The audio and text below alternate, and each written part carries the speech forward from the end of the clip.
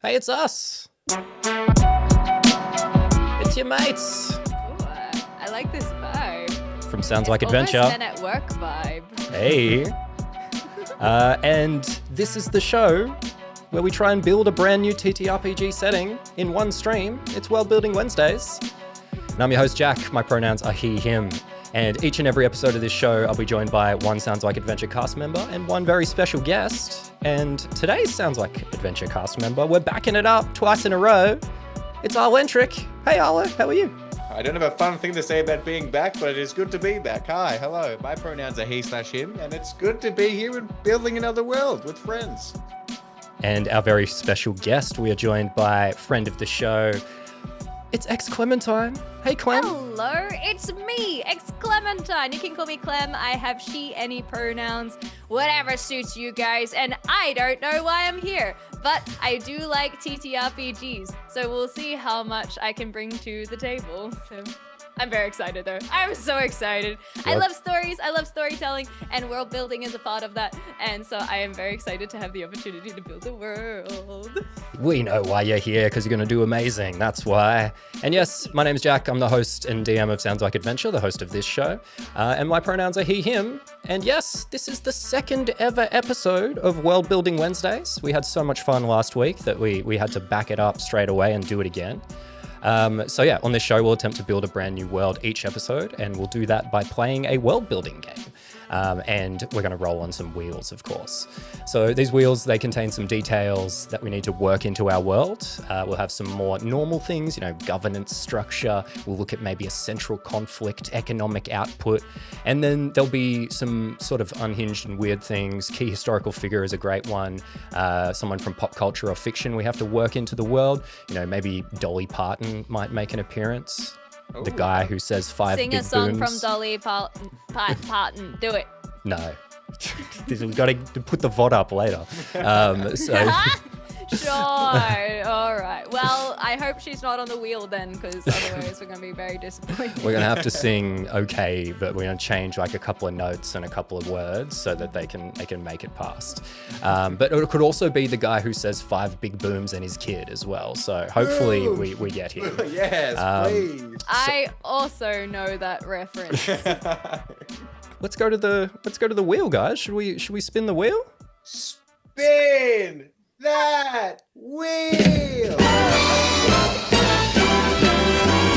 Yes. Let's go to the wheel, guys. This feels so good. I want to be on a game show like this so bad. It'd be great to be on a game show, Okay, right? he's taking the coat off. It'd be just amazing to be. Oh! Go back to the big screen actually for this. Here it is. Pull This out, is the guys. vibe. Pull out a giant wheel behind you. I'm gonna lose my mind. Oh, I God, want I a wish I had a handheld giant mic. wheel. feel I like lied that's- you know, about this- being late home from work. I was just wearing this shirt for this bit. I'm gonna take Hey, the hat it off. paid off. I'm It gonna paid go full off. bald for this, guys. Whoa. Like a game show host doesn't wear a baseball cap while they're wearing a velvet jacket. But yes, we're going to spin some wheels over here, gang. So we've got 3 wheels to spin, and these are going to bring out our random details that we have from the list here. So there's a few new options in here, Arlo, from last week. So we'll see those. And we've moved an option, we've moved the governance structure over to the key details wheel that will spin every single time, because that feels very, very important. But let's spin now, and let's see what we get for our first option. Oh, here we go. There it goes. We've got another catastrophe here. Okay. I like it. Fun. So let's come over here, because I did a little bit of writing on the top line stuff that we didn't cover up last time. So Arlo, why don't you read all about a historical catastrophe? Happily. So in this environment, a historical catastrophe is a defining disaster that shaped the city's development like a cosmic sledgehammer reshaping clay. Except the clay was society and the sledgehammer was usually on fire. This catastrophic event explains why everyone has trust issues, why certain topics make people nervous, and why the local architecture has the distinctive built to survive the apocalypse aesthetic. It's the shared drama that binds the community together and makes them all slightly twitchy about the specific triggers. First option there. Let's go to the next one. Thanks for the follow there, Bobo. What are we getting next? Oh, here we go. One of the more straight ones. Economic foundation here. Interesting. Let's take a look at what we have. All right. Clem, can you see that all right? Could you give us a read? Of course I can in 2 seconds. There it goes. What drives trade and wealth in this city? The economic engine that pays for everything from street cleaning to the mayor's questionable decorating choices.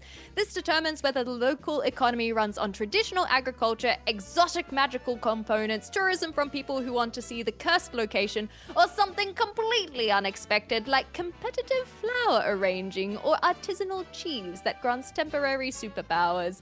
It explains why certain guilds have political power and why everyone gets nervous when trade routes are disrupted. And a little extra thing to tack on the end is Cloud killed Connor from last week did ask for a flower. That's all. I'm not swaying the vote. I'm not swaying the vote. That's fun. I'm not. All right, third category now.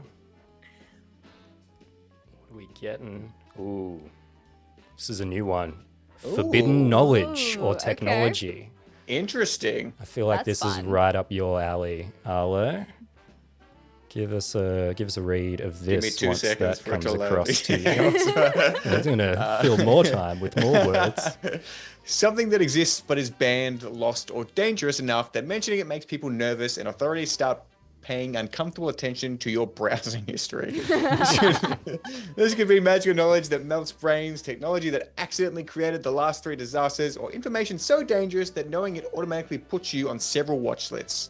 It's the cosmic equivalent of do not press this button, which of course makes everyone desperately want to press it. That's All right. exciting. Let's check what we got in here. So we got forbidden knowledge or technology. So I should have remembered what we said. The wealth, the Historical income. catastrophe was one. Yeah, That was historical one. catastrophe and then the economics That's foundation. right. Economic foundation. All right, let's get spinning on these as well. That's exciting. Ooh, I'm Where did that one excited go? to see I want the magic cheese. the artisanal cheese. Yeah, superpower cheese. That'd be sick. So we just build, basically the structure of why people want to come to this world or city or wherever we're starting from. We were I don't mind it. We were talking about Marvel pre-stream. Imagine Marvel superheroes got their power from cheese. That'd be sick. That would be sick. But it doesn't have to be cheese. We can make our own cheese. True. Oh, okay. Yes, cheese.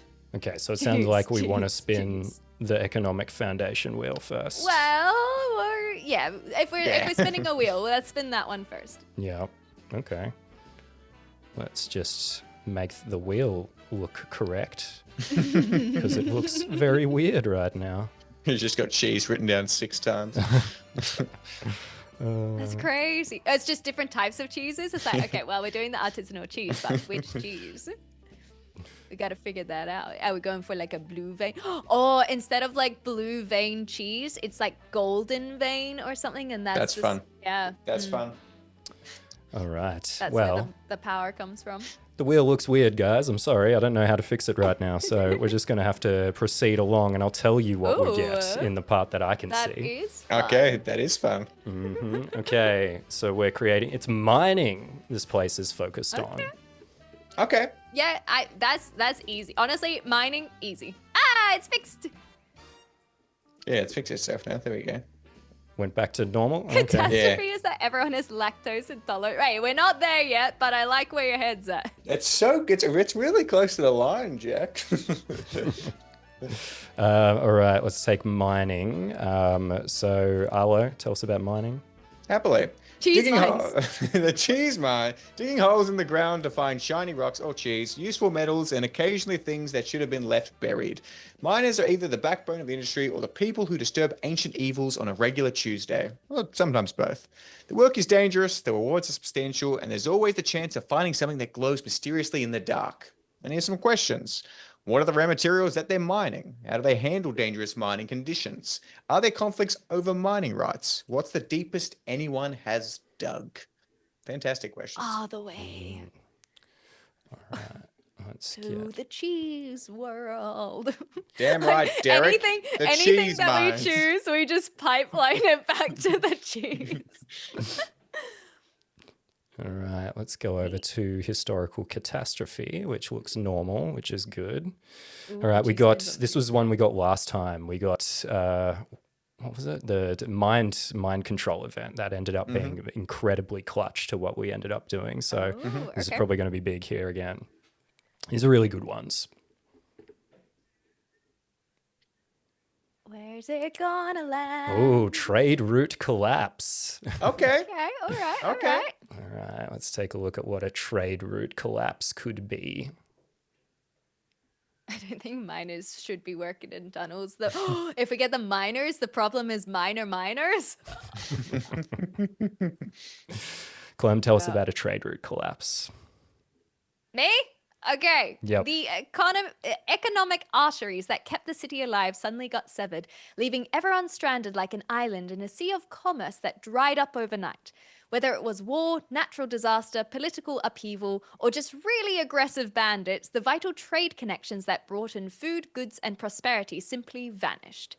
Local merchants went from wealthy traders to desperate survivors, and the city had to learn very quickly how to be self-sufficient or face slow starvation. Some questions to ask would be, what caused these trade rates to close? How did the city adapt to isolation? What goods became most precious? Did they ever re-establish trade connections? This is feeling very like pandemic flashback. Cheese mines ran out of cheese. Oh no! Yeah, it's just all gonna come back to cheese. I feel like we all have something in our mind at the moment. I can't quite place it. I'm excited for this, the forbidden knowledge or technology one. That'll be real interesting. There's some really cool options in here. God-killing weapons. We got plague crafting. What's that one say? Portal creation. Cool stuff. See where we end up. Okay, all right. Oh. Reality editing is what we've gotten. Interesting. That's uncomfortable. That sounds scary. All right, let's take a look at what reality editing could mean. Oh gosh, we're going into your dark days over here, Arlo. I think you're gonna like this one a lot. Give us a read of this when you can see it. Okay. The power to rewrite the fundamental laws of existence like they're a rough draft. Want gravity to work sideways? Done. Prefer a world where purple tastes like mathematics? Easy. Submitted because reality is surprisingly fragile and every edit creates unpredictable cascade effects. Plus, different people have very different ideas about what constitutes improvement. Questions. How do reality edits interact with each other? Are there limits to what can be changed? Who has the authority to make such changes? And what happens when edits conflict? Ooh. All right, I wasn't sure about this one, and then immediately who has the authority to make changes? It's like, well, if we edit reality, then anyone. Exactly. I like it. Okay, all right. That's terrifying tech. Yeah, I got shiveries. That seems like too much, man. I mean, that feels like the reason that the trade route collapsed, because it's like, well, I can just edit reality now, so I don't need to trade with you. And then it has all of the ramifications afterwards. Edit the mines, cheeses. This is how they become cheese mines, because we've edited reality. It all makes sense now. Why make cheese come from cows when we can put it in the mines? And then it comes back to the blue veins, because in mining you mine the veins, the ore veins, but it's blue veins and it's cheese. Oh, it's just writing itself. I've played Minecraft before. I know how to mine. I get it. But also reality editing, we can change it however we want. Dude, reality editing is terrifying. It's so big. Yeah, water, lava and water are one and the same. It is known. So true. Okay, so what is this? All right, so now let's go to our final detail wheels. We'll spin these every single time. Some different music for these ones. So yeah, governance structures first up. This is one of my favorites. There are some upbeat music to make us cry about the structures. But yeah, one of my favorite options here. We have some really cool stuff. There's Council of Mages. We touched on the Dream Council previously, the Dream Senate rather, which is a group where everyone is collectively dreaming today at the same time to make governance decisions. Oh my goodness. Things are going crazy in the stream right now. Jacob has just rocked up, Sultry Susan, and he's just given out 5 gift subs. Oh my goodness. Woo! Thank you so much, Jacob. That's so kind of you. Hey, well, let's spin the wheel to celebrate, gang. Let's do it. Oh, here we go. Oh, we got Council of Mages. Okay, Okay. Reality editing is starting to make more and more sense. And it makes sense that they're arguing over who's allowed to do it. I feel like they all think they're allowed to, and it conflicts. This is exciting. And the sort of juxtaposition against a mining community being led by mages is very interesting. So Arlo, tell us about the Council of Mages here. Happily. The city is run by spellcasters who've decided that if you can alter reality with a wave of your hand, you're probably qualified to handle Municipal planning. You take over, Jack. I butchered that. Every policy decision involves at least 3 different schools of magic, and city council meetings regularly feature actual fireworks, both intentional and accidental. They solve problems with creative applications of magic, though sometimes the solutions create entirely new and more interesting problems. The city budget includes line items for spell components and dragon insurance. I feel like I'm leaning into my game show-ness You really with that voice. Let's check out the questions, shall we, gang? What magical schools or traditions are represented? How do they handle non-magical citizens? What happens when spells go wrong? And how do they prevent magical duels in government meetings? They don't. That's it. They just That's right. cut loose. Done. All right, back to our stream notes here. Let's get Council of Mages. I want to include these questions. We forgot to come back to these really in the last one. I think it'd be fun at the very end to look at some of these. I don't think we have to answer them all, but we'll see if there's anything cool in here.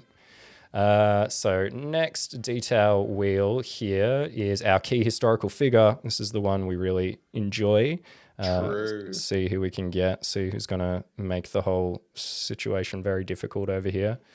So was this the Pikachu from last week? Yeah, that's how we got Pikachu involved. Okay. Yeah.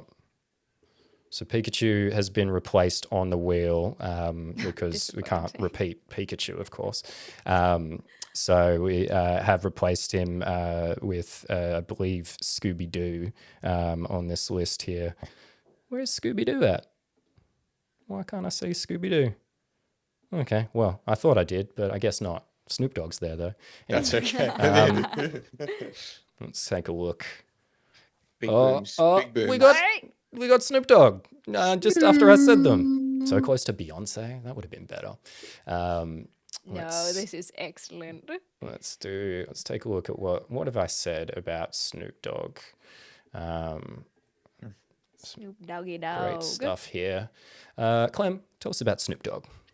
Oh, I'd love to. Snoop Dogg, the rapper whose laid-back approach to life became your civilization's governing philosophy. Everything is approached with maximum chill, and his linguistic innovations are considered high poetry. Incredible. A little bit of a bard amongst the mages. Maximum chill in a mining community that is run by mages. It's interesting. I mean, makes sense to me. Yeah? Snoop Dogg formed the Council of Mages. Smoking ceremony. Smoking ceremony. Well, doesn't he have like a vineyard and whatnot? Yeah, he's got wines. Have you seen the 19 Crimes? Is that Snoop Dogg? Well, he definitely has his face on one of them. I swear, I'm just saying, I'm here for the cheese lore and Snoop wine. Dogg have a and vignette. cheese. I'll get back to you. I'm pretty sure, like, he branched out. Yeah, he's got a cookbook. He Yes, they're does. his lines. See? Oh my goodness. Wow, there you go. It's not all that surprising though, really. Like, is there a monetary event that Snoop Like, if Dogg you're won't get growing- involved in? That's true. That is a good point. now that I He think likes about it. money. And if you're growing Okay. a whole bunch of things of various plants, why not also grow Grow some grapes. Yeah, true. All right, core world premise now. This is probably one of the most important wheels that we'll spin. This one's going to set out a lot of the key stuff of the place. So I've come through, I've added some extra ones in here. We have a magical customer service department, which I think would be very fun. There's a desert planet trading hub, which would probably be pretty good for this one. Lots of cool stuff. So let's give it a spin. We won't get a repeat here either. I'm always making sure to remove stuff.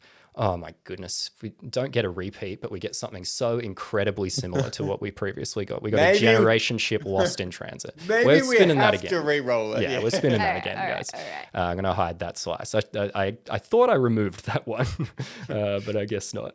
Let's try again, see what we get. Hey, we got the one that I thought would be most appropriate. We got a desert planet trading hub Okay. for this. There we go. So even though it says planet here, I don't think we have to lean into sci-fi specifically. This doesn't mean like Tatooine, in my view. It can still be planet, I've written. It can still be fantasy. Yeah, so we can treat it as a desert town almost, because like we don't have to go beyond the town in our heads. well, like if you think of like Brandon Sanderson's work, for example, he often envisions them as planets, but they are still fantasy worlds on those planets. They're not like flying spaceships into space just because he's mentioned the word planet. Sorry, whom? Brandon Sanderson, Brando Sando. He's a very prolific fantasy novel writer. Book Talk is all into him at the moment. Indeed, he is. I have 4 of his books on my shelf right now. Yeah. What was the book? What's the one that just came out that everyone got super excited about? Is Jacob still in the chat? He would definitely Jacob, know. we're here. Britatron's in the chat. Oh, shout out to Britatron. She said Brando Sando. Wind and Truth. Wind and Truth. That's the one. It's they're very big books, and they're very good as well. Yeah, there's a lot of stuff in there. So Look, I'm not saying I didn't know. I'm just saying for those who didn't know. of course, we wouldn't want to exclude anyone, so we've got to make sure we explain things. So a desert planet trading hub. This world is all sand, rock, and precious resources that bring traders from across the galaxy. Maybe not though. This is very much flavored in the sense, and I wrote this very much like Tatooine. So let's just, it's a desert place, and you can do desert stuff there, and it doesn't necessarily have to be space. It could be space if we wanted to, but we're not necessarily painting ourselves into that corner, considering we did a sci-fi thing last time. All right, let's go back to our final wheel now. Don't mind that. No, doodle magic. Yeah, no, it's really good. Where is it? We're going to spin the theme song wheel. This is the funnest one. We're going to spin three different times, get 3 different options, and then we'll put a poll in the chat, and you guys can decide which one we'll go ahead with. Awesome. Let's do this. Over here.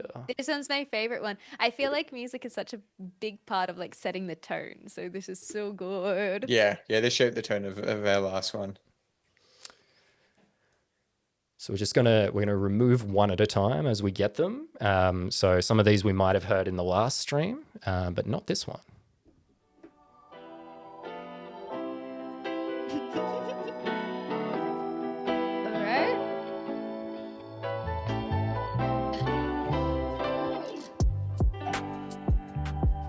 Oh, not the drop I was expecting. This feels Snoop Dogg. True. It does feel Snoop Dogg adjacent. The Does start connect. kind of felt like a family movie kind of intro It's scene. very churchy. Yeah, it's Yeah. very gospel. I feel like I need Yeah, like that's why I think it suits Snoop Dogg so well. He walks in as the high mage. Shout out to See? chat for that one. And then it's like, hey guys. And this is when that drop happens. let's just note down the high mage. That feels like it's That going to be was quite good. clutch. That's that was clutch. too good. Yeah, I feel like I need like a cloth to like dab the sweat off my forehead while I'm listening to this. I feel like I need to wave hands around type of Yeah. thing. But yeah, it's an interesting one for a Preaching. desert planet. Okay, let's get our next one. Just very preachy. Oh, Connor, he would have been stoked. He was hoping that this was going to be a specific song by Blur, but it's not. It's not Song 2 by Blur. I'm sorry to disappoint everyone. It's a different song, though. Let's take a listen. Oh. Working class in the mines? It's just so happy and upbeat. It could be like dystopian happy though. Yeah, because they're reality warping. You know, like, I love working every day as we slave away. 80s vibes here. I like that we have gotten the two of the most upbeat songs for this world that we've created based on Well, mining. it's chronically chill. It's gotta be. That's true. It's That's true. true. All right, let's get our final option here. All right, one more. Maybe for the most depressing sounding music you've ever heard.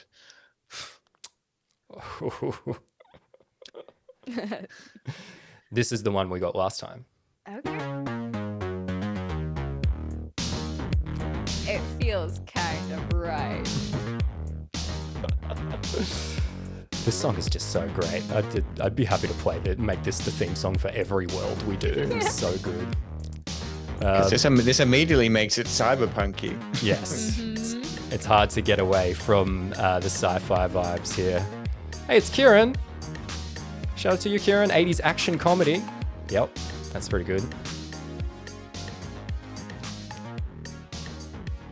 Yeah, very Demolition Man vibes. All right, let's put these in the chat and we'll do a poll on these. They could be mining crypto. Yeah. But the cheese. No, if it's cyberpunky vibes, then I feel like crypto does make a lot of sense. And then it's like, because the desert, it can be like some new Las Vegas kind of vibes. They could set all of the servers in the desert. Solar panels, Yep, crypto server. Okay, yeah, we have to vote on the song now. All right, there's the song, so everyone can take a listen. Now let's get the poll going. I'm going to run the poll for a little bit longer this time, so everyone has enough time to re-listen to re-listen to these in the break here. Now, I don't want to sway song. anyone's choices because I wouldn't do that. I No. wouldn't do that. I'm No. just thinking out loud. I am a big fan of a juxtaposition of upbeat, happy vibes, and then it just starts getting weird. Especially if we already know that we've got this chronically chill. Everything's just chill. Everything is chill, everyone. Everything is chill. It's just. Hey, we're back. It's us. World Building Wednesdays. The show where we build a world in one stream. And I'm joined by two very special people. One Sounds Like Adventure cast member and one very special guest. Arlo, Clementine. Hey, how are you guys? Good. Lentric and ex-Clementine, I should say, of course. So we get the proper names. So yeah, we're playing World Building Wednesdays over here, and we've spun all of our wheels, and we got some really cool results. Let's take a look at our results. Let's do a quick recap before we give the theme song. We on our first 3 wheels that we rolled, we got forbidden knowledge or technology, historical catastrophe, and economic foundation. For our forbidden knowledge, we got reality editing. For historical catastrophe, we got trade route collapse, and for economic foundation, we got mining. Then for the governance structure, we have a council of mages. Our key historical figure is Snoop Dogg, and we are making this is all set on a desert planet trading hub. And with all that said, now we can announce the theme song of all this, which is extremely congruous, makes plenty of sense. So here it is.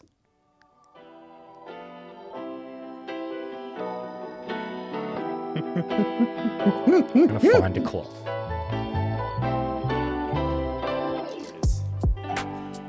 It's like this kind of vibes, you know? Like you gotta wave it around a little bit. And like, oh, Lord, like that kind of thing. Somehow this is gonna mean a desert planet trading hub. We're gonna get there. We've got the High Mage, we've got a Council of Mages. And we got Snoop Dogg. Oh, he's the High Mage. He's the High Mage. We've been through all of that now, so we're going to get into things. So we're going to play the same game that we played last week, which is the ground itself. So we had so much fun playing this one last week, we wanted to do it again. So if you didn't join us, here is everything you need to know about it. So The Ground itself is a game that was made by Everest Pipkin. They're an indie game designer and an assistant professor at Pratt Game Arts in the US. And this is a game about places over time. In this game, we use nothing but a deck of cards, a 6-sided dice, and a coin to create a place with history. Because if we think about places that are meaningful to us over time, they all have history, things that have happened in these places that led to them being meaningful to us. And this game sets out to create that history for an imaginary place. So in order to do that, we'll go through a series of rounds where we draw cards and answer questions about our world. Some of these we'll already have the answers to from the results of our wheels, but we want your input on this. So put your ideas in the chat and we'll go to you for questions and thoughts. We'll ask you to name stuff. So chime in where you can, because a lot of what we have to come up with, we're going to have to come up with on the spot here. And that is the fun of the game. So let's get started, guys. So this game is played in 4 cycles, and each cycle is separated by a gap in time. And in order to determine that gap in time, one of us will need to roll a d6. So, Clem, you are our special guest, so could you please roll a d6 for us? Yes, I can. The result is, anyone guessing? A 3! A 3, right in the middle. What does a 3 mean in the ground itself? Let's take a look. God damn, this music's good. A 3, years. So every time we get a 10, we'll roll a dice, and then we will proceed that many years into the future. And it's cool because this time we haven't created a world where the passage of time is essentially meaningless because people are existing in 3 timelines all at the same time. So that's very good. So years is the period that we're going to look at for this. All right, now we've done that. So we're going to dive into the first phase of this process, which is called establishing our place. So for this question, we're going to do just that. We're going to establish the place. They'll give us some introductory details about the overall setting. And for this round, we'll take turns drawing face cards. Each card will have a question associated with it, and we stop when we've drawn them all, or when we've established enough. So Clem, again, special guests, you do the honors. So please draw our first face card. All right, to make sure that I do the right one is the bottom card. Bottom deck, and you just click. Fair. A jack of diamonds. All right. Oh, we got one of the hardest ones right away. What is this place named or called? Who named it? and for what reason? Okay. Which usually I would save till like the end where we've understood more of what we've got. So based on my immediate thoughts, we've got a lot of Snoop Dogg at the helm, and so I'm feeling like we need something to do with the understanding the mining, the building, the society of, you know, we got to tie in some sort of herbal or vibe, right? And so then we also have this desert. Maybe the desert planet can be more isolated planet. Are we thinking actual desert? I like the idea of it being like a town that is isolated in a desert for the very reason of being as far away from other people as possible. Because Well, it is if they're cut Snoop off Doggy with Dog. an historical catastrophe Yeah. as well, it's more about isolation rather than desert. Or it could be a desert and they've had to, because of their isolation, been building new things. But yes, like an oasis. Yes, I like the oasis exactly, vibes. cool. exactly. Yeah, that's a good idea. Okay. So now we. It's so hard to do the name without knowing anything else about Yeah. this. But see, oasis we can work with. Yeah, yeah. It could be called the oasis. Boba in the chat saying mining for Snoop sounds like a cushy job. Cushy with a K. Is it? Are we going to work in the word cush into this? Maybe. So, is this the title of the planet, like area, or of like the campaign? Just for So clarification. that's probably a good thing to set out here. It would have been great to get some different questions first. But we probably want to decide, what do we want to do? Do we want to do the entire planet? Do we want to do a city, a place on the planet? What are we thinking? It feels like this oasis idea, it feels like it's emerging strongly in our minds. Do we want to create a town or a city that's set in this oasis-like area? Yeah, I think so. Like an oasis town that is, and that cut off trade route thing is just from the rest of the rest of this world. But we're focusing on this on Snoop Dogg's oasis. Oasis mining town. Okay, so it's an oasis city that is cut off from the rest of the world. And we know that Snoop Dogg is at the helm of this world. He is the High Mage. Well, And the actually, of mages this in city. general. He's the High Mage. Is there any sort of tie-in of like this Do is gonna sound very inappropriate, but if it's its own little isolated area, we've got reality bending, which also works for oases, which also would work for mirages in a desert, just on a extra vibe metaphor as well. Is there something like the equivalent of like a K-hole? I don't know what that is in Indica Sativa vibes, but you know this like a like an ecstasy or a nirvana. If it's desert oasis, we could call it like the blazing sands or something like. Ooh, yes, yeah. The blazing. That's how on the nose you want to be with the Snoop Dogg influence. Like, do you want to call it Dankridge, Jack? Is that what you want to call it? Dankridge is pretty good. But it's not on a ridge; it's on a desert. That's our thing, yeah. True. I like where it's going. The Though. blazing sands. I like blazing sands. It's Do we get any? What have people been saying in the chat? The cheese hole, Jacob is saying. The fondue sands. Everyone still loves cheese, even though it makes the least sense. Yeah, now. we haven't written in the cheese yet. Yeah, there's been no results of Wheels got anything cheese related. I personally, I What are know that vibes? we are going to be doing some reality shifting. So I'm a big fan of going down like the Mirage route because I feel like that is a great tie-in of what you see in a desert with this mirages and where it's overheating. You're not sure if you're seeing something, if it's really there, but also if it's a shift in reality, like it could be a mirage. I feel like there's something there. but I don't know if you want like a Oh, descriptor noun or if you want pipe dreams. Pipe Dreams is funny. This one is bad and we shouldn't use it. But I was just looking at named places in America and Mount Cushmore. What are ones that they call oases? Oasis names. Snooperado Springs. Oh yeah, Springs. That's the one. Snooperado. Snooperado. Where do you like think I got that one from, Eldorado. Jack? I have no idea. Genius mind. Refuge. Shade's kind of fun. Smoking Spring. Smoking Oh, Springs. that's I like good. that. What was you said? Shade just then. Shade is Shade, good. Something yeah. shade. There's something there about like finding shade. Yeah. Sand Shady Springs. Yeah, Shady Springs. Is that something? I don't know. I That's feel our like town that's name. is that in Fallout? Smoldering? Shady Springs, Fallout, New Vegas. Is that a place? You think so? I'll fact check. Chat. Shady Springs. Is that a thing?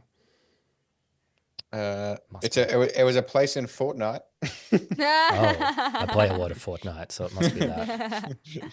And the Shady we drop it. Sands is in Fallout. Ooh, Sanctuary is fun. Sanctuary would suit the music. Sanctuary. I think that You know, it's very, that's like, definitely in Fallout. Yeah, Sanctuary is in Shady Fallout. Sands. let's keep naming Fallout places. So Shady Sands was the Fallout one. Yeah, Shady Springs is the Fortnite one. Okay. Smoky Sanctuary. We could do Smoky. And one that we still have free use of is the Blazing Sands. Yeah, Blazing Sands still up did there. come off very organically. So Okay, cool. I think we should come back to this one. This feels Yep. like we're not gonna. It feels like we're just gonna keep throwing ideas and get a lot of funny names. So yeah, let's come back when we have a bit more info. Bong Springs. Bong Springs, yeah, nice one, Kieran. It's just like super clever is what I love about that one. Like, yeah, so hard to get. the smokestack. Oh, Britatron that's kinda says fun. smokestack. That's kind of cool. That's cool. Yeah, it's just like this random industrial area in the middle of the desert, with the mines and stuff. Smokestack. Smokestack's quite good. Yeah. Okay. Cool. I like Mad stacks. Gotcha. The joint. this. The joint. See, we keep getting all these funny names. We're getting worse and worse with the ideas. Hemp Hollow. Ooh, that's fun. We've got to move on. Arlo, please draw the next key card point. before you have Okay. more ideas. I got you. Are we doing face cards? Yeah, face cards. Go. I got a Queen of Hearts. Right. Let me strike this through. Queen of Hearts. Who or what, a person, landmark, or society, has been in this place the longest? How did they come to be here? Are we going straight for Snoop Dogg, or is there someone before Snoop Dogg? Is it? Who came Yeah. before Snoop Dogg? Yeah. When I ask myself every day. I like the idea that Snoop has been there for an untold amount of time. I like do that have idea. a bit of a controversial take. Is who are the miners? Are they being exploited? And Council of Mages often can exploit working class citizens. And so I'm wondering if the miners could be the ones who are almost like the. Like, Is this going to be a little bit too colonialism? You know? I have no problem with diving into that in these worlds. We get into misery, that's for sure. And if we want to say the miners were the original inhabitants, and then Snoop Dogg came smoking down to get what he needed, and like, because the question I keep having in the back of my mind that I wasn't going to ask until we hit it is, why do mages, why are they interested in mining? And it feels like, as you've just touched on really well there, Clem, that in most cases it would be for like an exploitative reason of like, I need these crystals to do my dirty smoking magic. spell components, kind of. Yeah. Yeah. Yeah, I'm Let's do thinking that. spell components is a really good idea. It could also be the Dank trade. crystals. Yeah, the dank crystals. It could be the trade before they were cut off, Yeah. and then I'm sure that we could go further into why Ooh. it was cut off, Yeah, what if Snoop cut it off? Didn't Oh, or want to. cool. someone in the council. Yeah. Because it can't be the high mage because that's too on the nose usually. So it's got to be like you think it's the high mage and then it's actually the right hand man. Yeah. And everyone knows Snoop Dogg's right hand man is. Tell me, Google. Dr. Dre. There's some necromancy. Um, So I'm thinking that the first inhabitants had to be based like if it's an oasis as well.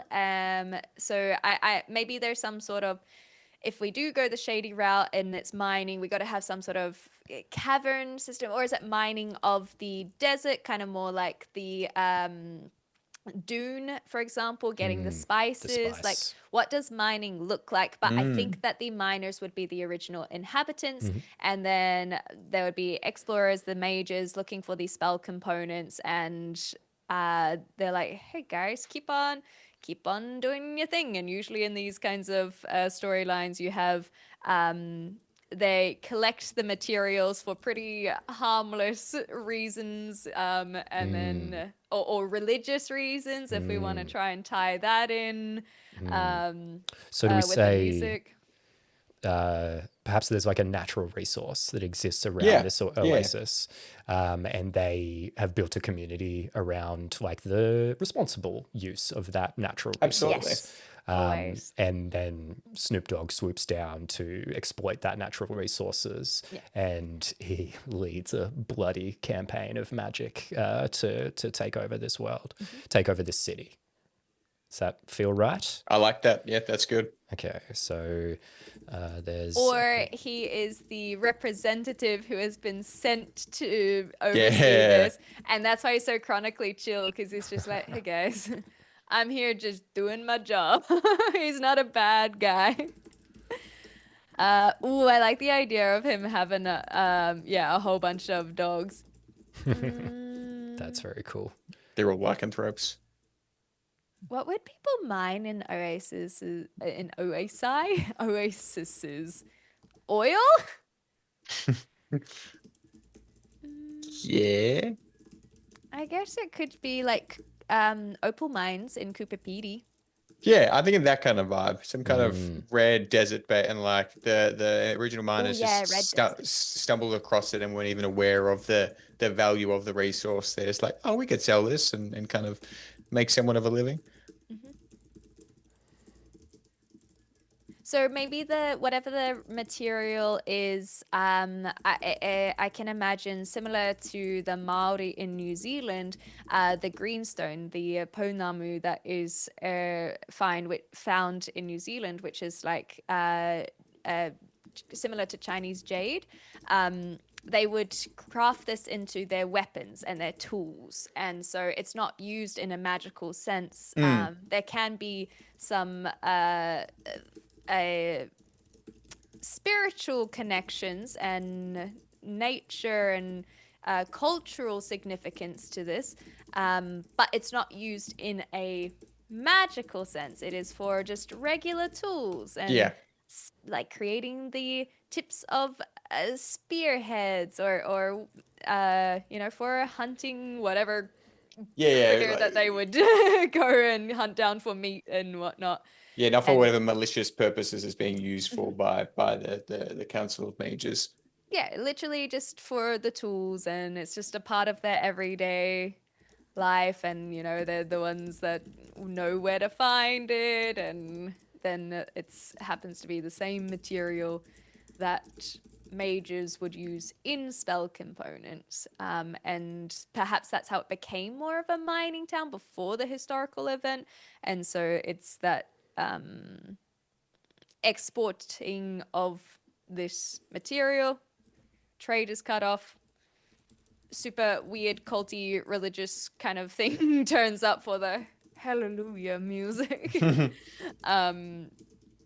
something there. Don't mind it. What was the name of that the thing you were just describing? The Oh, Maori? in Maori culture. So it's called Pounamu, Pounamu, or greenstone, if you missed that. It's basically very similar to jade, but I like the idea of like lime residue or something there. Chronically Chill is so good because Chronicle is all they smoked before Kush. Oh my gosh. Okay, cool. So we've said this resource is similar to opals, The greenstone. greenstone, works. lime residue, those types of things. Used for tools and for everyday life, just a normal component of life for these folks. And Snoop Dogg and the Council of Mages realized this resource can be exploited as a magical component.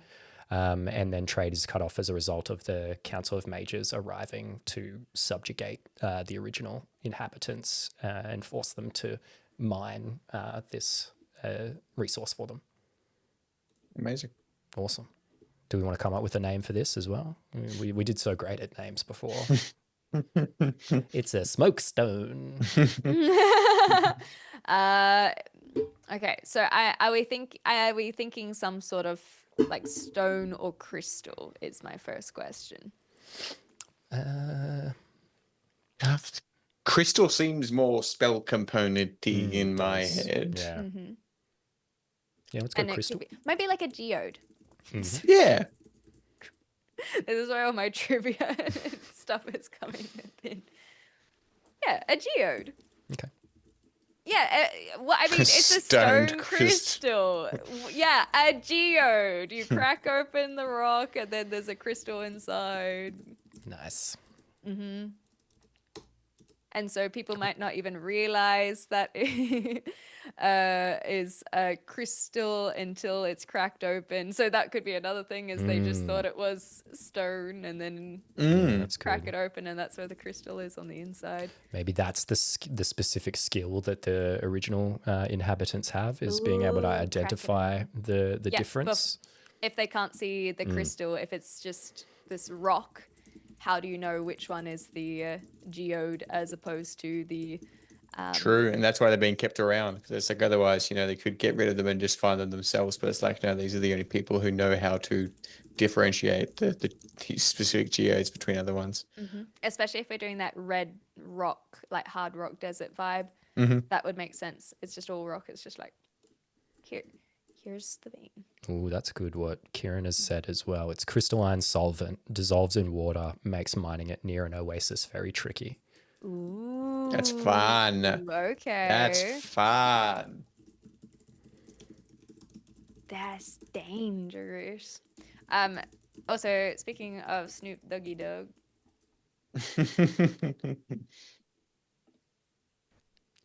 I couldn't help myself. Ordered some of Snoop's wine just in Exactly. it already arrived. So quickly. Nice. Okay, cool. Let's put a pin in the name of what this thing is. Though, like, I feel like there is a fun idea in just calling them stones, in terms of like being stoned for Snoop. But it can also just be like vaguely magical. Bring me the stones, that kind of thing. Bring me the stones. So yeah. Great. Clem, back to you for the next card. Of course. One moment. As this is still the face cards, yes? Yes. Another queen, but of diamonds. All right. Chin. I do frequent the vineyards often. This is a good one. Should be an easy answer. It is, what is valued in this place? What is it known to have in excess? The stones. Well, I think that what is valued is the stones. What is it known to have with the in excess should be a different answer. That's fair. Yeah. Because that otherwise it's like, oh well, we can just find all of these on our own. The stones are the valuable, difficult thing to find. What is in excess? It's the landscape around it. Is it like some sort of stinging brush. I don't know.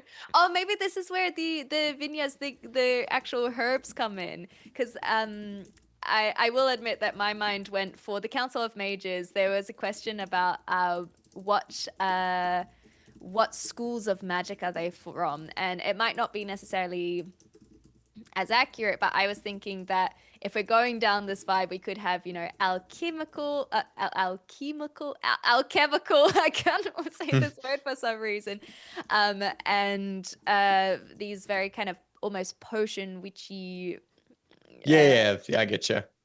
smoky vibe, like, and that then makes me think that there are a lot of herbs and some sort of brush, and I like the idea of like a stinging nettle or Some kind of desert flora that they just have excessive amounts of. exactly. And it is in this oasis as well, which is like a point of growth where there is not growth around it, essentially. So that leans in quite nicely that maybe there is quite an overabundance of plant life or a specific herb that we're looking for here for their smoking ceremonies. maybe that was the original trade as the other option, and then found the crystals. That's where the exploitation started happening.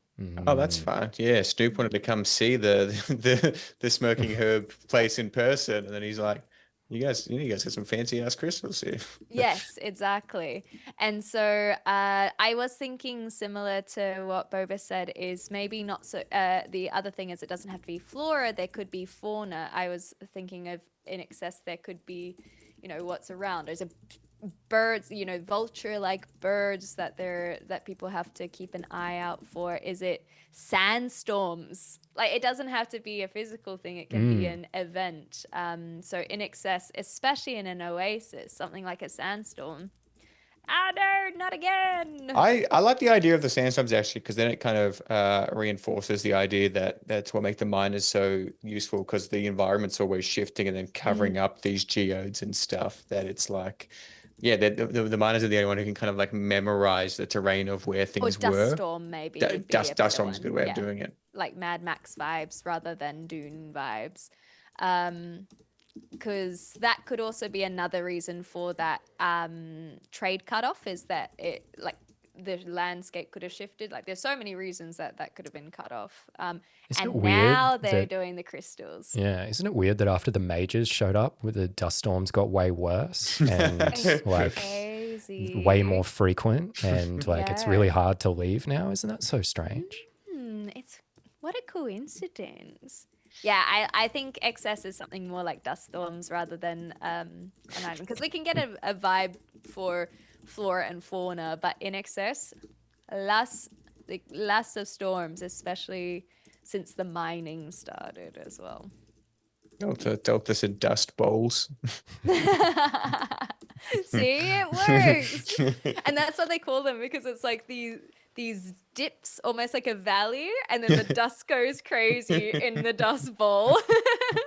And then for a third angle on this excess here, so we're picking this up after the subjugation has occurred, basically. Like this, the mages have established a status quo, and they're at the top of that hierarchy. So you'd assume there would be lots of other magical folks running around here, right? So do we want to say, just in excess, there's a lot of magic happening around here. There's like lots of magical contraptions, and they're using all these herbs to do experiments and, like, semi-drugged and related stuff. But it's all got this reality shifting. Yeah, we kind of forgot about the whole, most of them are going to be reality shifting at time, and there's just going to be like absurd magic happening everywhere almost all the time. Yeah. So I think magic is in almost excess. like wild magic. Yeah. Well, I kind of like, okay, just from my own perspective, I kind of love the idea of the indigenous folk, you will say, like who become the miners, the original inhabitants. Maybe these dust storms and these magical occurrences, these wild magic instances, are normal to them. That would be ingrained in a lot of their beliefs and cultures and religions without having necessarily known the schools of magic or the science behind it. And then it just keeps going more and more wild. And that's where you get, the old sages who are like, it is the disturbance in the and it's like, oh, grandpa, you silly. It's fine. We're getting money. We're getting paid. How about the dust storms affect time when they blow through? Ooh. Well, definitely reality. Because that's kind of what we have to tie in as well. For sure. It's just a massive bad trip, exactly. Let him rip. The dust balls are just giant Beyblade balls. I love it. I love it. All right. There's a couple of things in excess. Yeah. There's a lot of stuff there. Oh, let's go to that next card. Jack of Spades. Right. What do we have on a Jack of Spades? What are the threats to this place? Are these threats to the materiality of the place or the people that live in it? Bit of color me, bit of color me. Yeah, I mean, the threats are the time shifting, the mages harvesting all of the natural resources, the unfair treatment of the indigenous population, the dust bowls. The thicker the storm, just a the few slower things. time flows. That's fun. Everything in this place is a threat to everything. Yeah. Okay, so I think those are probably all mostly threats to like the original inhabitants, basically. Yeah. I wonder, what do you think is a threat to the mages' control over this place? Ooh. Each other. Just because Hubris. They've got like if they're because there's the question around the control, like who gets to do the time shifting, and I think that's probably going to their ego is really going to come into it because it's going to get this loss of control, and then they're going to be like infighting.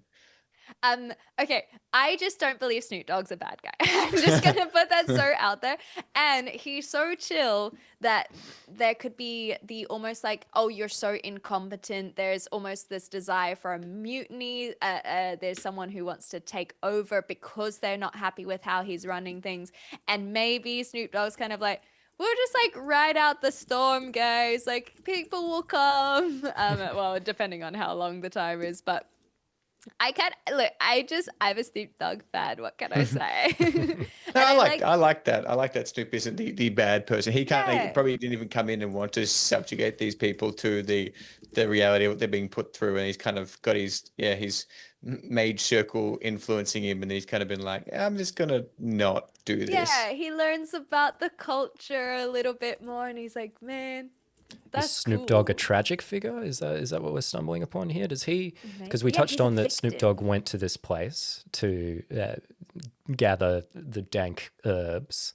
And then he was like, oh, wow, look at all these magical resources. Then he goes back to the Mage Council and he's like, oh, I went to get some herbs, but they got all these resources. We should check it out. And then they go there and he's like, what have you guys done? This was like a cool, chill place. And now it's horrific. That's awesome. And then he like renounces the Mage Council and he's like maybe not a full revolutionary figure, but maybe he's like, because he's quite chill, maybe he's almost like a religious figure almost, where he's like, he's trying to advocate for people, but not like leading in violent uprising. Does that work? I kind of love that.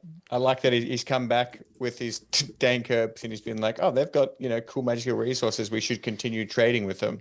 And surely after that is where the trade route suspiciously stopped altogether. And especially with the dust storms, like there was this catastrophe. So there was regular trade going on with their the herbal side of things. They are magical components, but it was just very like crops in a way, maybe similar to some of the areas in North America, but South North America, where there's like the agave plants and cacti. It's like this kind of stuff where it's like, here's your magical components, and they have this trade here. But who wants to go out and see who wants to go out and see this oasis, whatever we end up calling it. It's so far away. It's just like there's all the dust storms, and then Snoop Dogg's like, let's bring everyone together. Let's, we got to foster relationships. And then he goes, that's where he finds the crystals that everyone's just using to like chop off the cactus plant. And it's like, what's that? And they're like, have some magical component, brings that back. And then that's where things start to go, okay, well, now let's get the mining in. Let's get this exploitation. The magic starts going more crazy. The trade route starts to get messed up. And he's, I guess, stuck there in a way. And it's like, Lord, we gotta stop this. Sag. It's tragic. Snoop is a tragic figure. He's a tragic figure. I like that. Mm-hmm. And then, yeah, I like this a lot. Who's next? Who's got the next card? Clem, is it you? Yeah. Okie dokie. Oops, wrong one. My bad. This one. The King of Clubs. Where are clubs? There they are. If there are inhabitants, what are the visions for the future that they hold? Is it a long view or a short one? That's a good one. Okay, so I guess getting the everything under control again. Getting the land back. Mm-hmm. It's just becoming a story about colonization. Trying to utilize the crystals properly, get these reality shifts under control. It's probably like a day-to-day survival element for I think so. the subjugated people. Mm-hmm. Because we haven't really established any resistance movement or anything like that to this kind of thing. So you'd think there's kind of like, it's pretty oppressive what the mages are able to do using magic. So it'd be hard to even imagine like what life was before. Because like, as we've said, we're doing this once it is well established at that point. So yeah, it feels like we need to come up with like, what is the vision for the future for the subjugated folks, and what is the vision for the future for the Mages Council as two separate pieces almost. And I think day-to-day survival should definitely be one of them, but what else could we get to? So looking at it from a bit more of a game master, longer storyline perspective, I kind of have the idea that perhaps you have this hidden knowledge, right, of the reality shifting. That is something that is secret knowledge. And from my perspective, I think it is secret knowledge that the Council of Mages have, and secret knowledge that the inhabitants have. And if anyone has a name for the inhabitants, please, because it's getting tiresome to say to work around these words. And then it can be almost like this two-pronged way of whoever the adventurers end up being of learning this forbidden secret, and that can be like we're trying to change reality or we've heard rumors that if we change reality in this way, and then the adventurers can be like, oh, maybe don't do it that way, or they can choose to follow them as well. But that would be if there were an uprising, they're trying to seek that knowledge. And if we have this oppression and the Council of Mages, they're also trying to seek this knowledge because it's incredibly powerful. And so for two very different reasons. And then the adventurers would decide where they sit on that. That is good. It is the forbidden knowledge makes me wonder if we do make it's forbidden by, and I'm going to start calling them the miners, by the way, as a shorter way of saying this, and it's forbidden by them, and maybe it isn't it's more of that wild magic angle that you were touching on before, where it's not a thing that the Mages Council can do through traditional magic means, and there's like a secretive group of miners, older folks perhaps, who still carry on those traditions, and that's the campaign, right? You uncover it and you Yeah. upend the entire order of everything. Yeah. That's sick. Okay. Secret group of elders who continue to practice this magic not known. Oh, by- and that's where you'd find Snoop Dogg is like involved as well, and what? Snoop Dogg is an elder for the miners. Oh, and so he went to the other parts of the world, and that's why he's advocating to Yeah. get this connection going. That's so cute. I love him so much. Can you imagine the reveal? Yeah, exactly. I was trying to think of a Snoop thing to say, but imagine the reveal in the campaign where it's like the smoke clears in the like resistance, and then Snoop Dogg walks out. Good It's Lord. just you Yeah. hear the like clacking of the That's- cane is when you have their entrance Yeah. of just like this. This music plays as well. Yeah. You got to keep doing the cane clacking. Yeah, click, click, click. And then the smoke. Snoop. Snoop Doggy Dogg. Oh man, that was great. Snoop you wanted to timed start a with the revolution. organ. Oh, that's awesome.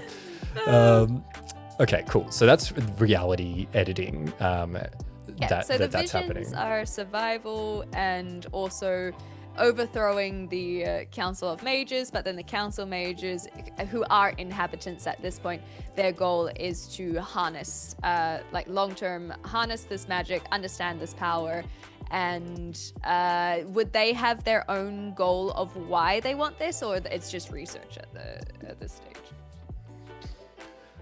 What do you think, Arlo? I mean, they're wizards, and you've been teased information that Yeah, the lust for knowledge, right? Lust for knowledge, learned individuals.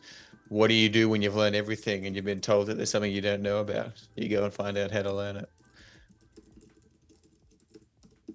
Whoever gets in the way is expendable. I just love Jack in comparison that we completely ignored Pikachu last week, and Snoop is completely pivotal to this entire world. I love it. It's And I- awesome. He's Yeah. shaped it. The high mage. We literally like last week, like let's put the Pikachu's in a closet and forget about them. Yeah, Connor was in the chat before saying that is this a nice world that we've made? It's maybe a little bit nicer than what we made previously, but I don't know if nice is right. And probably just mages also would be very invested in the continuance of their control of this Yes. society, holding on And to their power. how to get reconnected with the rest of the world as well would be a pretty normal segue. Yeah. Yeah. Like, oh, there's catastrophe. How do we bring these resources out? Because when we do, the wild magic goes off. Pew, pew, pew, reality shift. So how do we get these things back? And Snoop Dogg could bring it back because he was so respectful. And there's like, the miners gifted it to him, and so that's why he was able to bring it back. But then everyone who's trying to force it back, it's like no, not allowed. All Yeah, right. reconnect. Let's get one more card here, and I think we'll have enough. Awesome. Is that me or Yeah. That's that's you, me? yeah. Awesome. That is a King of Spades. Oh, you've got an either or. Oh, If there are multiple people who live here, what are they divided on? What are the points of contention that are fought over? pretty easy. If there are not multiple people, what resources do the plants, animals, or visitor? I think I didn't copy and paste all of that last one. So let's take But the we can top go one. for the first one, yeah. Yeah.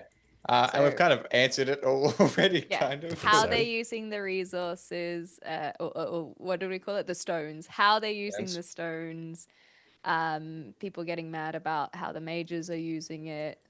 Miners getting voided. There's probably an element of the miners, like also who have never utilized the stones properly, like wanting the option to actually utilize, because seeing the Council of Mages using it for their magical benefits, being like, well, we'd like a bit of that action as well, and just not getting the opportunity to.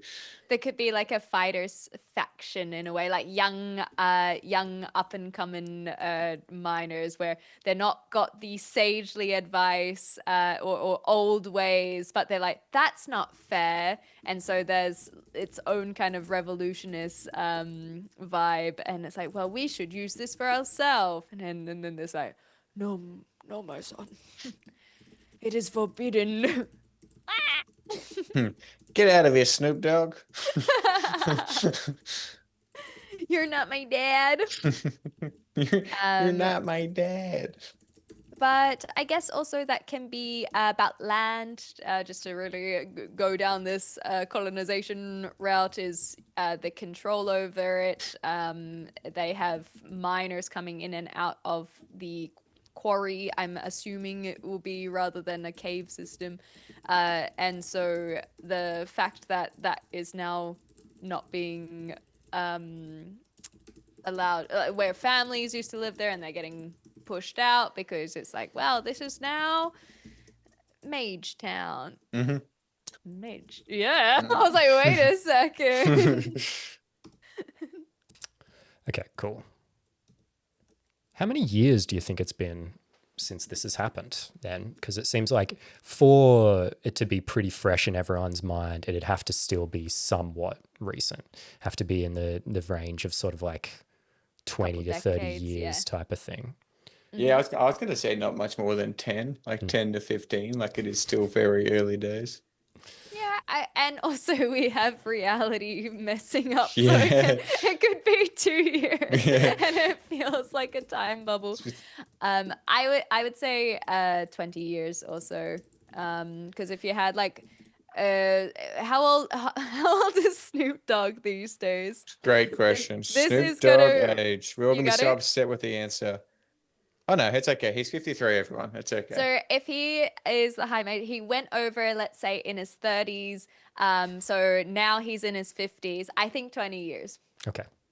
Because that also gives the appropriate amount of time where early 20-year-olds, or even like 17 to 25, or 17 to 30-year-olds don't really remember the before times. And so I think 20 years gives you a generational gap to cause these little factions and uprisings, but still young enough where plenty of people remember what it was like if they're 40s, 50s, even. And then you still have the old sagely 80, 90-year-olds as well. So equivalents in human years, I should say. Da-da-da-da-da. Bloods and Crips is so bad. All right. So I reckon that'll be enough for this section. So we should come back to this now, name time. So I think it is quite important to note. Okay, you go. You've got an idea. I just want to say that the quarry, the Mage Town joke, that's Dankridge, because the quarry would be on an actual ridge, and like that mining. And that's where it's a little bit darker. That's where it's a little bit further away. And we gotta have Dankridge somewhere. And Dankridge is basically where they mine. So I just wanted to put that out there. Where the greater oasis area, where the nice parts are, I don't know. But I just wanted to say that Dankridge has to be where the... Awesome.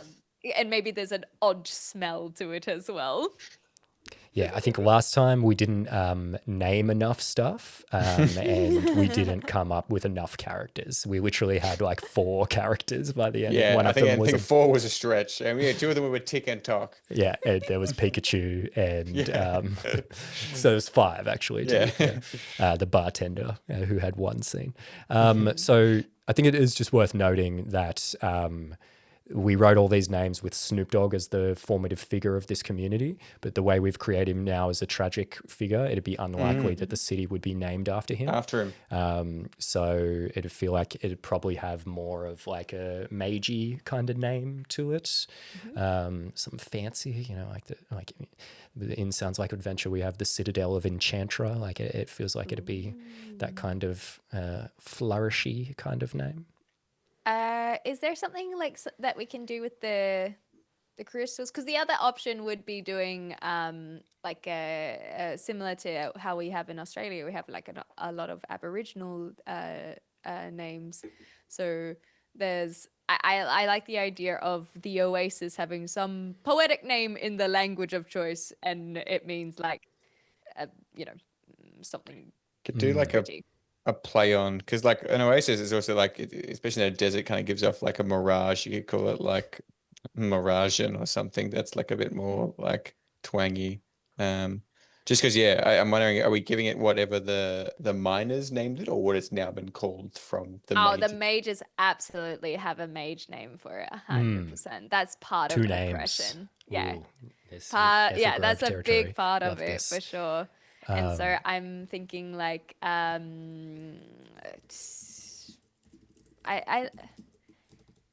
is there something like with crystals, reflections, mirrors? What color do we think the geode is? Ooh. Well, we could go an odd smoky color. We could go a greeny color. We could go a purple hazy kind of color. Ooh. Ooh. So it feels like a mage thing to do would be to like call it like the Jade Oasis or something like that. Yeah, Yeah. Because then it exactly. also has a little bit of a hotel vibe to it. Because I've definitely had that forming in my head in the way that the mages probably view it as a little bit more of a like a Vegas-y kind of playground of Yeah, magic. Yeah. sure. Everything's legal. No one. What is it? What's the Las Vegas phrase? Anyway, yeah, don't get bogged down Yeah, in this, whatever Jack. happens. Whatever so happens any ideas in- around that? The Jade Oasis. Well, a lot of the time people are very unimaginative, so it's usually like Jade Town. Oh yeah, there's the Nevada mention from earlier. Smoke on the water. I like it. So I guess what color is our geode? Are we gonna go jade because that has that like greeny like a smoky green Could kind be of like color? turquoise and they've just called it jade because like it's just lazy effort on their behalf. Or like crystal or stone town. You know, it These can mages. always So the most like, that's Stonton. that's the one. Yeah. Bong Creek. Bong So Creek. okay, Perfect. you're going to the oasis. You've made it. Through the dust. There's dust downs, and you come across. Usually, you have. If we're going more red dirt rather than sandy, yeah, or odd trees. I think that we've got like more of a river, almost like Grand Canyon style, rather than big lakes or ponds that you might see animals drinking of in a sand desert oasis. So it could be like named after this river running through it. Yes, like Ruby River, something like that, says Schmick. Amathara. Where it's all amethyst. Amathara. And then you've got the quarry, the Ridge Town, Dank Ridge. You have the hotel casino on the river. So it's very. Let's pick very 3 of Nevada. these and let's open it to the chat, I think, to lock this one in. You like Amathar? That's cute. Amathar does feel very That magey. that feels strong to me. What else? Did we like the Jade Oasis? Did that feel good? That's fun. Yeah, you could Yeah. put it as an option. Jade Oasis. That feels like somewhere I want to go gamble my money for sure. Yeah. And then one more. Ruby River. Yeah. The alliteration's fun. All right. Let's throw Yeah, I those think in a poll. Amathar, not Amathara as well. I agree, Schmick. Cool. Amathar. Amathar. Yeah. It just rolls off the tongue better, especially from a magey kind of perspective. Amathar. Yeah. Amethyst. That's good. There is like, I feel like you being a player in that would come up with it, where it's like, Amathar, more like my fist, and then you punch him, and it's like roll for initiative. Perfect. You can yell Amathar for Amathar. Amathar feels like it could be one that works from both aspects as well. We would have Amathar, but the like if we had another language, it would be like, oh, it means kind of Amathar. And then what do we think the name that the miners give this place is? The Amathar, they would have. Well, we have a translation because we don't know what. So the translation would be usually it's something really, really long-winded, right? So this is where it could be if we don't go for Ruby River or something, where it's like the Ruby River that goes between the valley on a hot summer day. You know, it's that kind of convoluted, long-winded name. Oh, this could okay, Purple Haze could come into this, especially with Amathar. Crimson Passageway is cool. I like Purple Ooh. Haze though as Yeah, well. Purple Haze is really fun.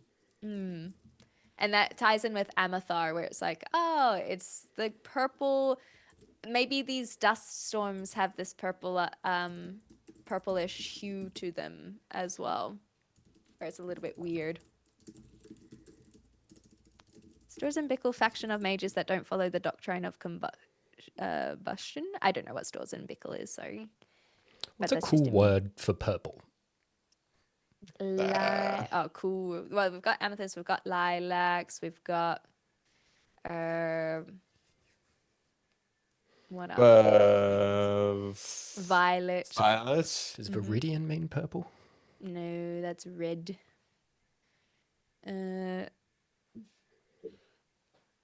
Twilight, that's kind of cute. Twilight almost feels like magical in its own right, because there'd be like the stars just coming through. Is indigo purple? Yeah, it's like a purpley blue. Oh, I was so wrong. Viridian is green. My bad. I must be thinking of vermilion, not viridian. Thistle? My bad. Thistle. Thistle. I like a one-word name. Purple colors. Fuchsia. That's a bit more pinky, but it works as well. Because if psychedelic.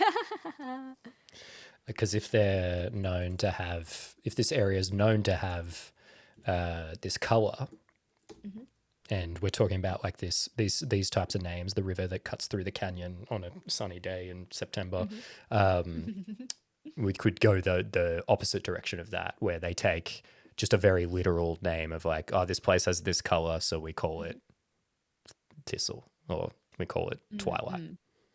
Barney purple. Cerulean is blue, yeah. Magenta. Well, there's a really specific check. There's a purple cactus called the Opuntia. Ooh. That's fun. Opuntia. And then that could just be... Sorry, Tuia. Yeah. And then that could just be like a very simplistic, that could be some of the flora that's very scattered throughout here. And they went, cool, this is the place where this stuff grows. Very literal. I like it. Morado is just purple in Spanish, says Delta. I like that. I like Opuntia because it almost sounds like opportunity. Oh, I like that. Nice. That's very strong. That's a very strong reasoning behind it as well. I like it for that reason. Do we want to just lock that one in? Yeah, I like that because it's especially if it's oasis-y themed. So when they found it, they were like, opportunity. This is cool. All right. Awesome. Well, that is this round completed. We'll take another quick break and we'll be back with the final part. And we're gonna wrap it up at midnight tonight. That's for sure. So we're gonna get there, gang. So stick in. We'll lock in. And we'll get through the rest of this. We're looking forward to it. Hey, it's us again. Your pals from Sounds Like Adventure and X Clementine. Hey, gang. How are you? Great. We got some really good OP puns happening in the chat, by the way. Doltar, OP Petunia. Kieran OP Vernon Dursley. I don't know if I totally get that one, but that's good. Nice. So yeah, we're playing World Building Wednesdays. We're building a world in one stream, and we've completed the first part of the game. So we're going to jump into the next part. So for this part, we are now proceeding into the future. We sort of plotted out the history of the place, but when we do things, we're going to just continue forward in a chronological timeline, basically. So we'll try and come up with some characters and things like that. So if you guys have any ideas for names and things like that, throw them in the chat. But Clem, once again, special guest, give us the first number card. Okie dokie. The number card is 3 of clubs.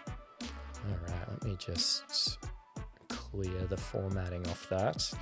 It was a 3, was it? Our first of 3? Clubs, yes. Nice. I don't know if you need the suits necessarily. Okay, our first 3 for this one.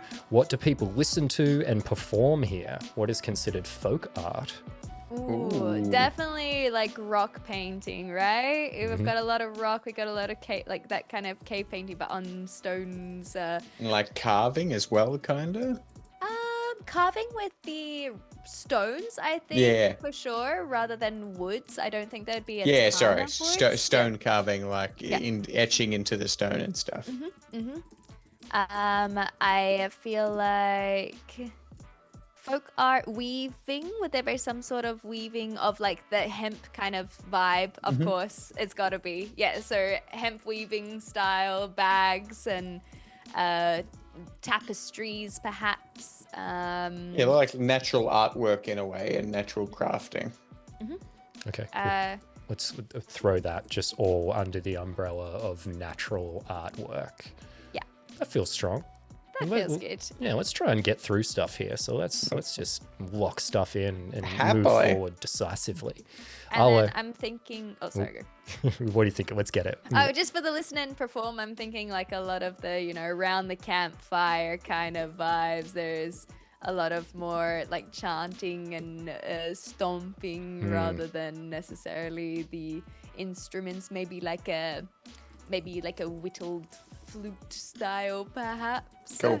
Or the almost like a didgeridoo. Yeah, adjacent to that. Yeah, cool. Yeah. Neat. Do you want to grab the next one, Jack? Yes, please. It is the Ace of Spades. Hey, the famous card. What are the plants like in our place? The rocks, the soil.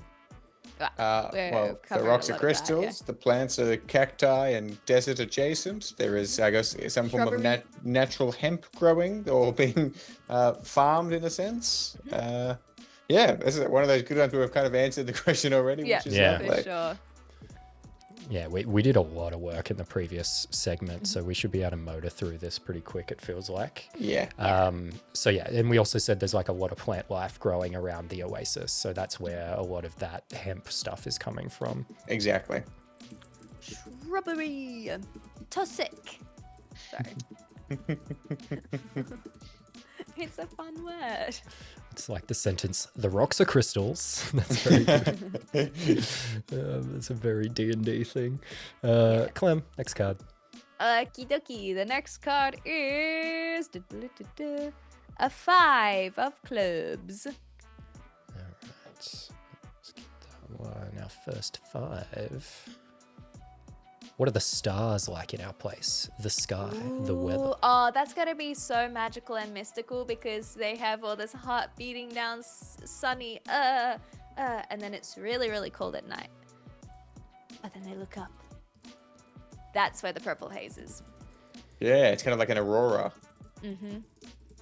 The cosmos, where you can almost see the Milky Way. And so there's no light pollution out here. So Nice. they are so sparkly. You can see the purple hues in the darkness because of that's where purple haze is for sure. Milky Way, so obvious. Beautiful. Love that. That's awesome. All right, next card, Harley. 2 of diamonds. and while you get the two of diamonds, there's definitely like festivals around, like around celebrating. where they have this big celebration, and then it goes really quiet at night, and there's just like serenity, peace, purple haze, chill. And that's where Snoop Dogg fell in love, because he was there on the festivals.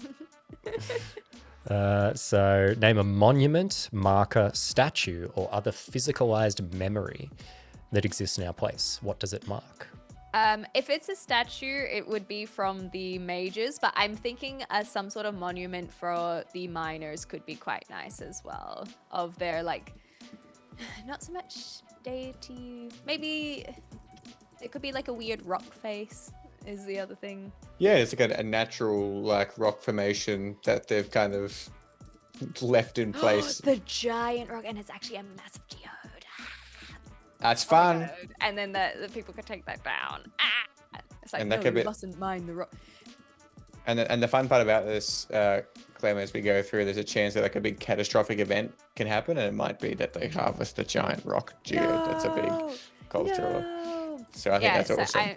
I think it's some sort of natural rock that looks like, looks like. It's got to look like something obvious, unless it's just massive. Oh, it could be like Uluru vibes, but smaller. Yeah, I think it's like a very obscure on its own. Kind And of like a one tree situation, but it's a giant rock. Not quite Easter Island vibes, not quite Stonehenge vibes. Just a giant like spire. The spire. Yeah, and maybe that's what the entire town's kind of built around. It's the central like point of the town. Yeah. I mean, I'm happy calling it the spire for Nice fireworks. It Yeah. sounds cool. the spire, and it's just a very pointed, jagged rock, or the dagger or something. If it's in the center of the town, would we say it's like partially submerged and coming out of the oasis waters?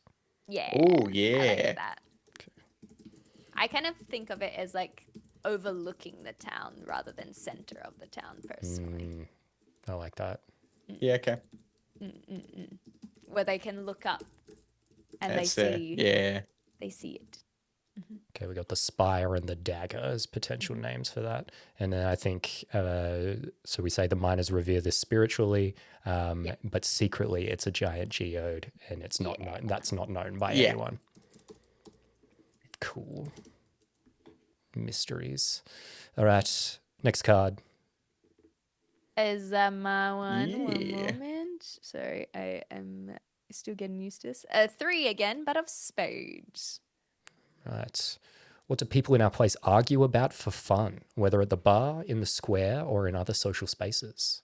Ooh, something about the water, because we've established this Ruby River. Maybe we can have something about like, because this is very jovial, right? This is very silly, like Yeah, it's just there's no ramifications. Palmer versus Palmy vibes, right? It's that kind of silly argument. So we could go. What have we got? There's like a seasonal event where they have to complete some physical activity, and people argue over like who had the best showing at this event type of thing in history. Like you got to swim across the ages, like literally like 100 years or something. It's like, once a year. Everyone has to swim across the oasis type of thing, and it's who can do it the fastest. oh, that's cute. And then it's like every time it's like, oh well, it could be almost Aesop fables way where it's like the rabbit should have won, and or like the tortoise was a cheat. Yeah, I like that. Be something almost like that, like an Aesop fable, which is embedded in the miner culture, and so there's this silly argument of who should have won the race, and then they have their festival to commemorate this event, and so that's why it's still in modern culture. Yeah, so it's kind of tradition, like you need to have one witness as you do it, and then there's all of these people that like collude with their friends to time them when nobody else is around at night, and it's just an ongoing. Yeah, that's fun. Yeah. Cool. All right, give us the next card, Arlo. Two of spades, second two. Oh, wow, that's quick. Second two. What is produced in our place right now, and how does it make its way into the wider world? We know this Well, already. yes, we got it. What is it? And so I guess at the moment it's What not is it? really getting that. Hemp? No, it's. I mean, it is kind of. It's our natural like tea leaves, smoking leaves, and then it's the rocks as well. So. Yeah. Well, it's not at the moment because of the Oh, true. disaster. True. But how did it make its way? Probably just I'm getting like kind of Sherpa vibes, but for Yeah. the desert. Or like some sort of camel. And Yeah. so it would just literally be no one wants to do this trek, and so it's again like only the bravest of miners and the people who want to travel. It's this kind of camel trek because you won't be able to get vehicles because of the ever-changing landscape with these Sure. dust storms, and so it has to be whatever the camel, the native camel equivalent is. And that can be a fun description to kind of figure out what they look like. If it's I'm imagining like a giant anteater. Ooh. That's fun. Or like a what are they called? Like a pangolin? Anyway, giant anteater pangolin. Pangolin? Yeah, pangolin. Pangolin. Yeah, a pangolin.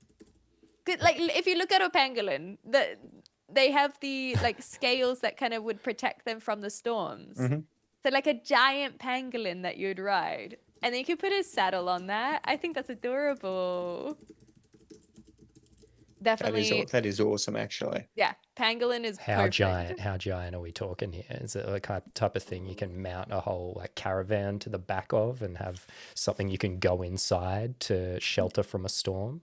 I think no, because that's why the trade is difficult. Mhm. It's got to be, I think, more camel. Like you'd triple have, the size of a typical pangolin. Now I'm confused. well, it'd just It's be just the camel size of size. a camel. Yeah.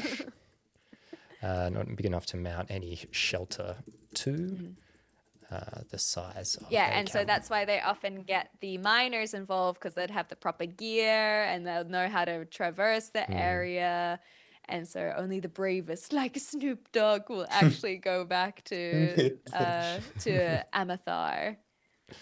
That's awesome. Chill, the mages And also, like, fucked it up. with the what we said about this sandstorm getting worse due to the mages' arrival and their potential influence, probably just a lot of goods are just not leaving the city at this point, because Absolutely. like that's our whole point, is that trade has been shut down here. So that'd be folks few and far between who would even be able to make that trek.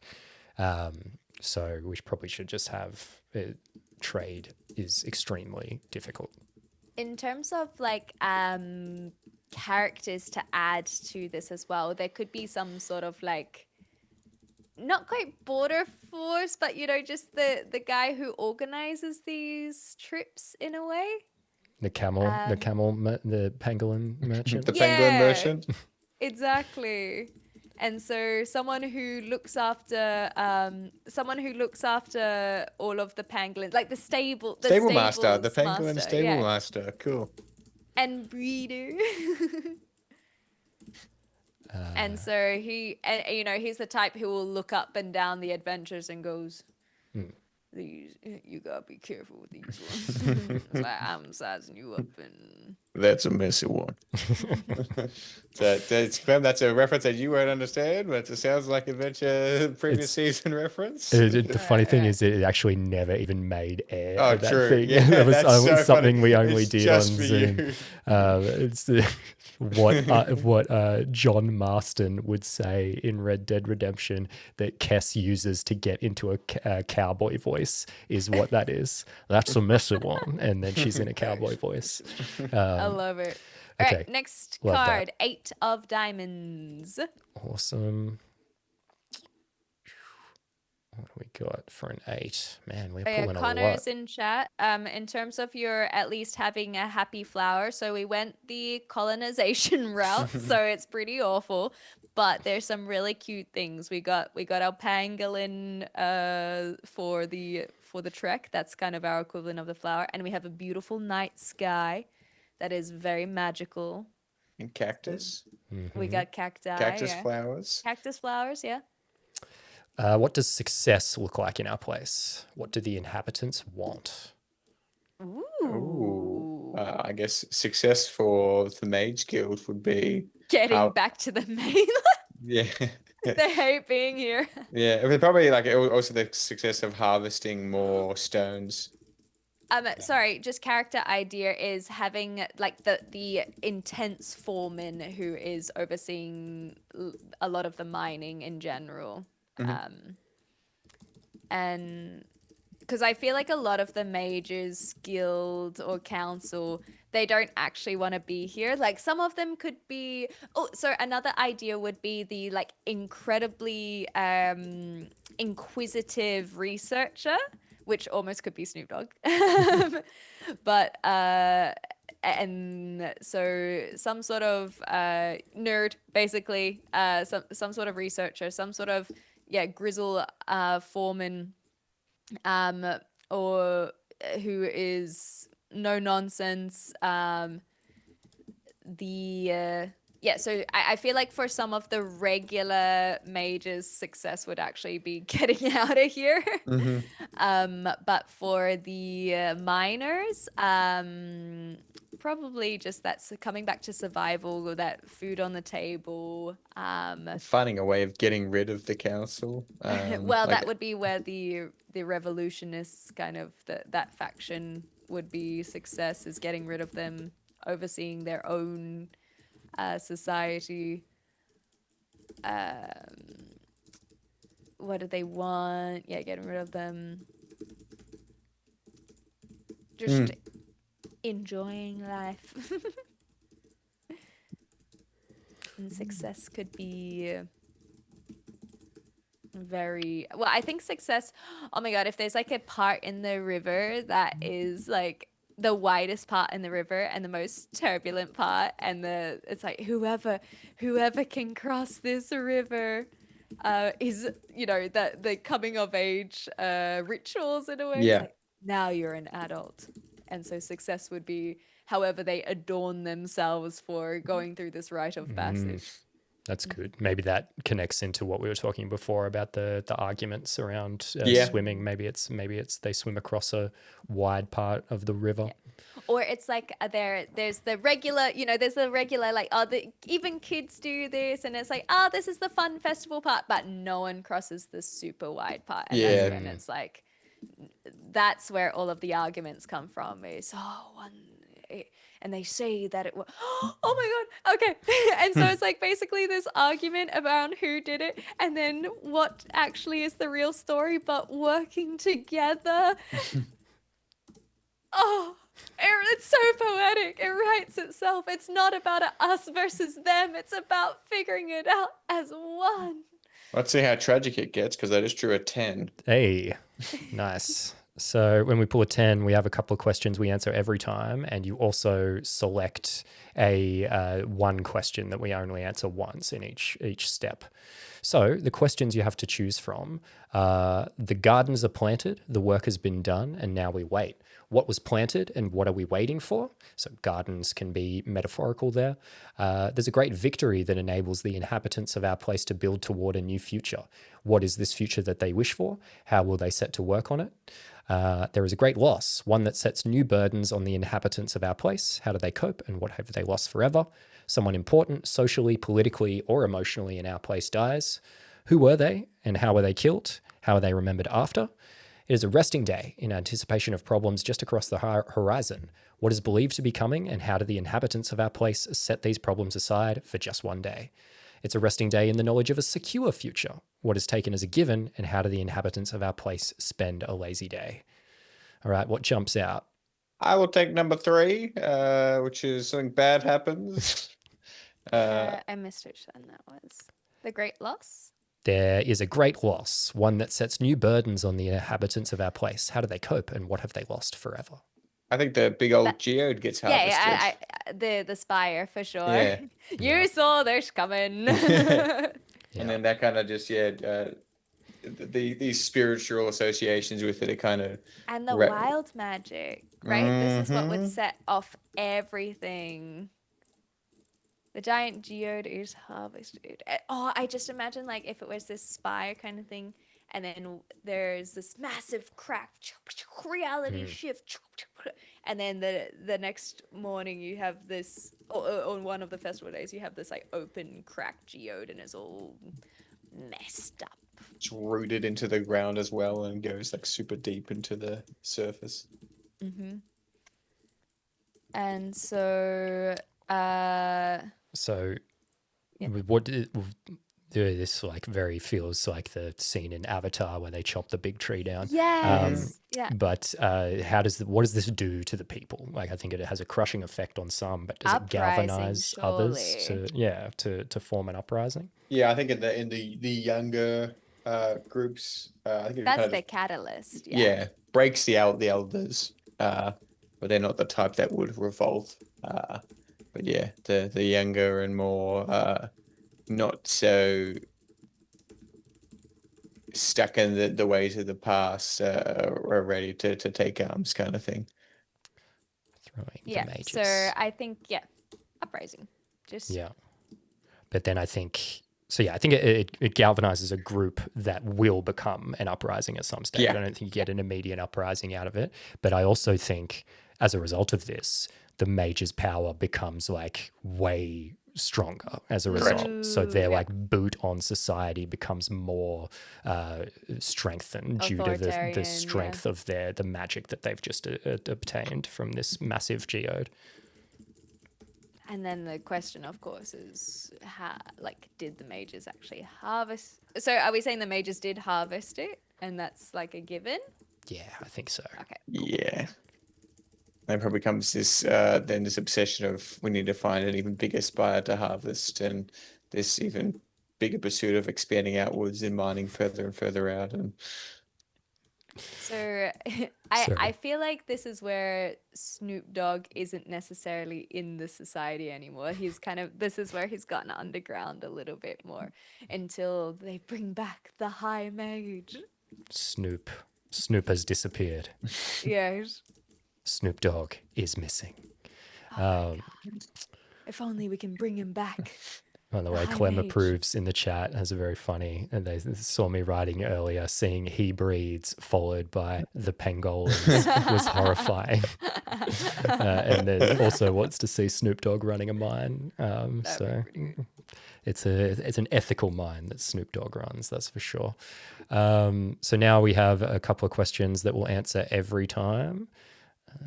Let's get those. Do our characters' civilizations still live here? If not, who lives here now? Does anyone? I think that's an easy yes for us. yep. What does the place physically look like now? Has anything visually changed? How does it smell now? And how does it feel here? Oh, it's so dank. It's crazy. Constant, smoggy, more of that mirage look with the haze. Yeah, I think the haze is stronger at night. Yeah. And obviously it looks different because this is like the most symbolic thing in town. So it's kind of ripped out the kind of soul for a lot of the natives that were living here.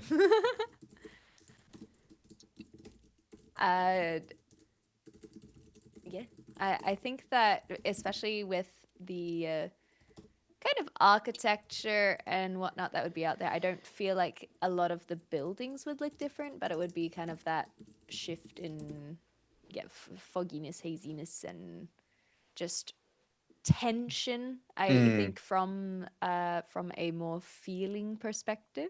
Yeah. All right, so now let's roll our D6. Arlo, can you roll this one for us? See how many years Happily. we advance. That's 2. A 2. So we'll advance 2 years. That makes sense. 2 2 years years pass. So 2 years after the geode being harvested, I feel like is the point that we're looking at here. All right. I think, yeah, let's wrap it up on our next 10 that we pull here, Sure. by the way. Well, I was So going to say that could 5 minutes to almost midnight. be where, like, that's where the Ooh. campaign starts instead of doing another Oh, I set. actually kind of like that, to be Yeah, totally honest with Because you. I feel like we've built so much Mm. ground there that it's like, yeah, 2 years after it smashed, like, I think that is where this Yeah, the that's the campaign set. opening. 2 years after all of this is uncovered, you come into this world. Snoop Yeah. Dogg is missing. Yeah, Snoop Dogg, the High Mage is missing, which could be why, if you have any sorcerers in your group, that's why they're going to go find the High Mage, and then others would have their other reasonings. But the factions are starting to really be prominent. The power from the mages is really strong. The rivalry, the tension. It's all there. I don't think you need more. I think that's exactly where you pick it up in the campaign or one shot or whatever it ends up turning into. All Story. right. So let's go to our ending the game section because we have one final thing to do here. God, I do love the idea of like just the Star Wars text crawl that starts for this game, and the first line is just Snoop Dogg is missing. So funny. D-O-double-G. Da-da-da-da-da. When the fourth 10 card is drawn, the game is over, no matter the number of cards left in the pile or the stories that are in motion. Our window is fogged and the clarity of vision we had into our place is lost to us. It may feel sudden, but in truth, there is never a clean exit. Places go on forever, building narrative by their mere existence. However, just because we cannot know for certain what takes place after the window of our game does not mean that we cannot make some conjectures. After all, this is a game about long traces over time. By watching our place with such attention, maybe we have learned to predict what could come past. As a group without cards, decide on the following. What happens tomorrow in our place? Who wakes up? Does anyone? What do they see? And what is the feeling they get from this world? So after the end of everything, is that correct? So like basically where the story leads, is that interpreting it correctly? Yeah, literally, like the geode's harvested. Two how years later, 2 years pass. What's the next day? Who wakes I up? got a crazy pitch for you. So it's they go into town. They go into town square, and off the cliffside is strung up one of the dead council members. And that's incredible. That's kind of like okay, and then it's this big who done it? Was it the locals? Was it another council member? And that's what your PCs will walk into. No, not Snoop. But also, yes, it would absolutely be Snoop. Oh. No, we'll take Snoop out of there. Can That was the joke. Before we fully wrap up, can you play the music again? Because Mm-hmm. I feel like I think that's missing in all of our times. We got to make sure that we're happy with it, and maybe we just check that. So they wake up that morning, they come out, turn their head. Dead guy.